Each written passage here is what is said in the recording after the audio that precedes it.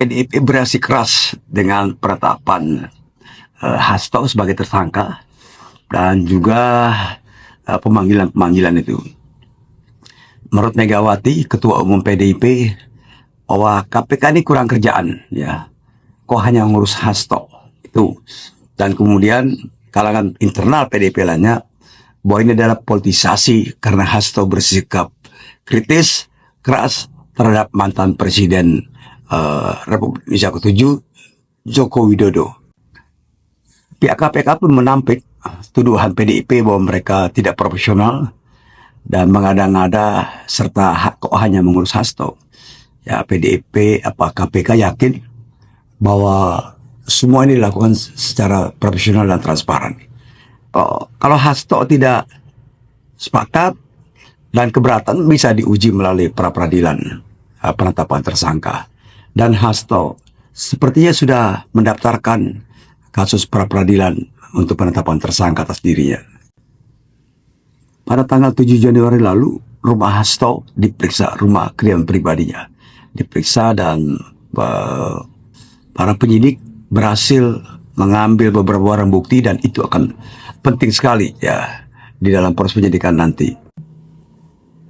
Sekjen PDIP Hasto Kristianto telah mengajukan permohonan pra-peradilan ke Pengadilan Negeri Jakarta Selatan pada hari Jumat kemarin, ya, pada hari Jumat kemarin, ya, tanggal 10, ya, tanggal 10 bulan 1.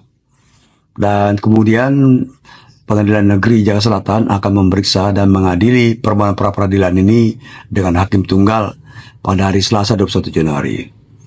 Jadi saya kira ini pemeriksaan yang agak panjang nantinya, karena dari pihak Hasto akan mengajukan saksi-saksi dan mengajukan ahli.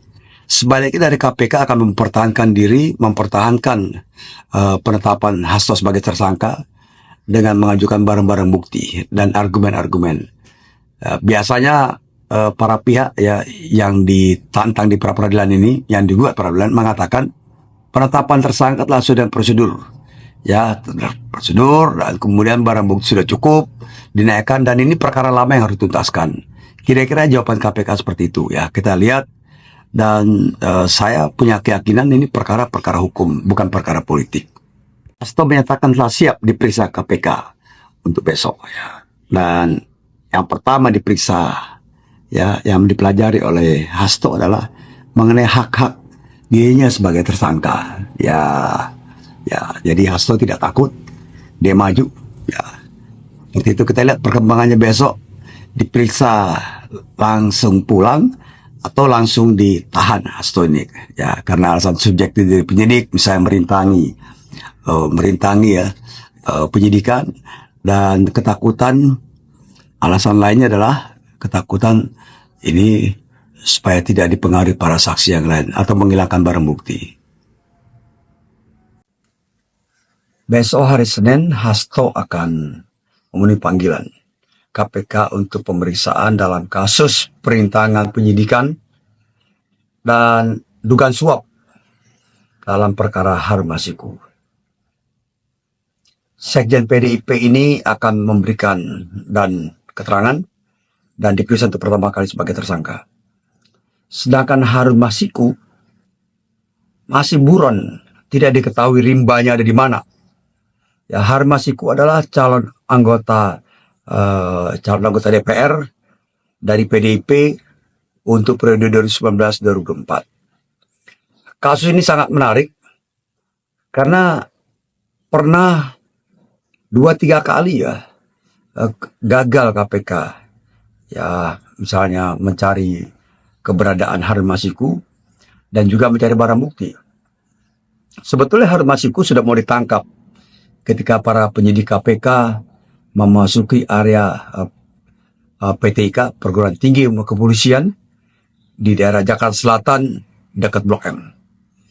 Tapi tiba-tiba hilang sinyal. Ya, hilang sinyal, dan kemudian para penyidik KPK yang datang ke PTIK ini tiba-tiba ditangkap, ya, oleh perwira Bareskrim Mabes Polri. Dan yang sebetulnya perwira ini mantan penyidik juga di KPK. Jadi para penyidik ini bertanya, "Bang, ini kok kami dibeginikan. Kenapa kami ditangkap? Oh, sudah ikut aja. Kalian akan diperiksa dalam urin untuk mengetes soal narkoba. Jadi lucu ya. Ya, waktu itu.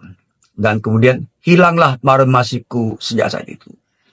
Kemudian para penyidik KPK mencoba melakukan penggeledahan kantor PDIP di Jalan Diponegoro, Jakarta Pusat. Digembok. Tidak bisa masuk penyidik KPK ini. Ya. Dan seketika berhenti perkara itu. Jadi buat saya ini sebuah keanehan juga perkara ini. Sekarang ketika mau diperiksa Hasto harusnya sederhana saja sikap Hasto.